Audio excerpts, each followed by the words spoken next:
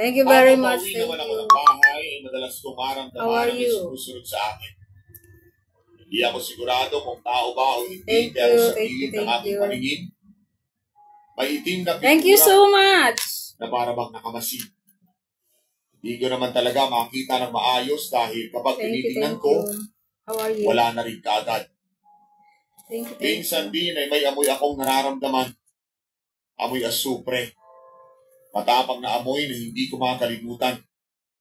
Parang sunog. Minsan pa sa katahimikan din, thank you very much. May mga boses akong napapakinggan na hindi ko naman maintindihan. Thank you. Mga bulong. Thank you. Halos boses ng tao pero hindi maayos na salita. Natatakot ako at hindi ako makakatulog ng maayos. Thank you. Lalo na kapag kagabi. Isang gabi pa noon, thank you.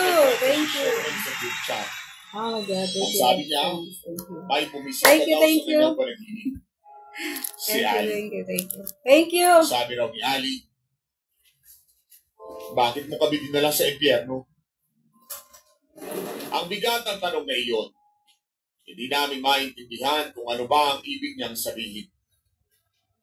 Pagkatapos noon, ilang araw na hindi pumasok sa klase si Sherwin at wala rin siyang paramdam sa GC namin. Hanggang sa kinabukasan, thank you very much. Thank you. Napatay na si Sherwin. Oh my God. Nasa gasaan daw ito ng truck at agad na namatay. Oh my God. Hindi ko maintindihan kung bakit nangyari iyon, pero ramdam ko thank na you. hindi lamang simple. Thank you. You know how to speak Tagalog. Hindi na rin pumapasok pa si Don dun sa school. Naisip kong puntahan siya para malaman kung ano ba ang nangyari. Nang pumunta ako sa kanilang bahay, nakita ko siyang nakaupo sa isang sulok, nanginginig, at palagi inuulit ang mga salitang, hindi ko sinasadya. Sorry. Halatang may gumugulo sa isip niya. Ang saya-saya namin noon. Ang saya-saya namin dati. Pero ngayon, parang wala na siyang sigla. Wala na sa kanyang katinuan. Tapos noon ay bigla na lamang nagwawala si Dondon sa harap ko. Nawala na siya sa kanyang sarili. Nakakausap ko ang nanay niya. Ang sabi nito, matagal na siyang ganyan. Hindi siya natutulog. Lagi parang may kausap. Hindi ko maintindihan kung ano ba ang ibig sabihin noon, pero ang laki ng epekto nito sa kanya. Hindi ko na talaga kaya ang lahat ng nangyayari. Sobrang takot at lungkot ang bumabalot sa akin.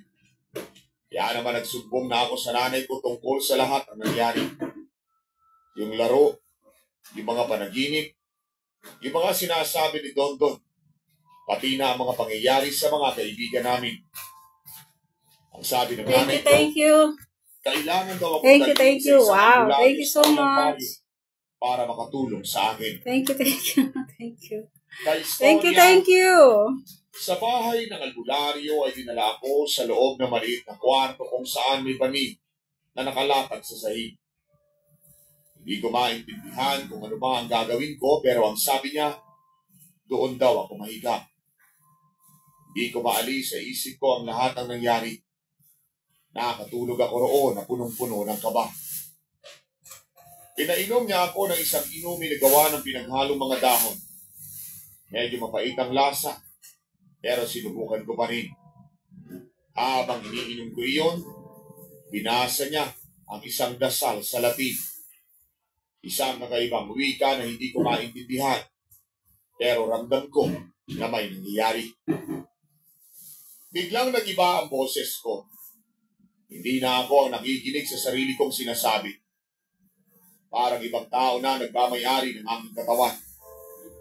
Pakiramdam ko, yung mga salitang lumalabas ay malakas, matinis, at puno ng galit. Nang simulan na niyang irosaryo ang dasal, hindi ko na napigilan ang sarili ko. Nagsimula na akong sumigaw. Halos mawala ng balay. Hindi ko kontrolado ang sarili ko. Sa isang punto, napansin ang albularyo na bumaliktad ang mga mata ko. Puro puti na lamang ang nakikita at hindi lamang kulay na mata ko. Iba na rin ang boses na lumalabas mula sa akin at hindi na ako iyon. Ang sabi ko pa, hindi niyo ako mapapaalis. Ang sigaw ng tinig sa loob ko na parang naglalaban-laban sa loob ng aking katawan. Ang pakiramdam ko ay mayroong isang puwersa na lumalaban para manatili sa loob ko. Ramdam ko rin ang bigat ng hangin sa paligid. Parang may nagbabago sa loob ng kwarto. Oh my Hindi God, na ako sorry. makagalaw, pero Thank you so dahil much. sigay ang aking katawan. Ang albularyo, Yeah, I'm hindi busy. tumigil sa So, pagkarasan. guys. Thank you, thank Hindi you. niya Thank iniwan ang you. katawan ko. Ang mga dasal niya ay paulit-ulit na parang sinisiguro niya na